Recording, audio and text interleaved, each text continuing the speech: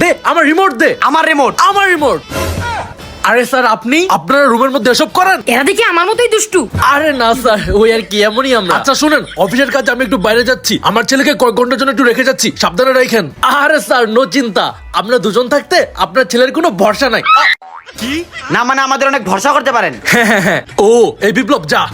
এই দাও রিমোট, আমাকে দাও, আমি কার্টুন দেখবো। ভালো হয়েছে না? এবার নাও রিমোট। দাও, এখন আমি গেমস খেলবো। এই বাজি দে আমার ফোন দে। বেশি কথা বলে কিন্তু আমার বাবাকে বলে তোমার ভাইয়ের চাকরি আউট করে দিব।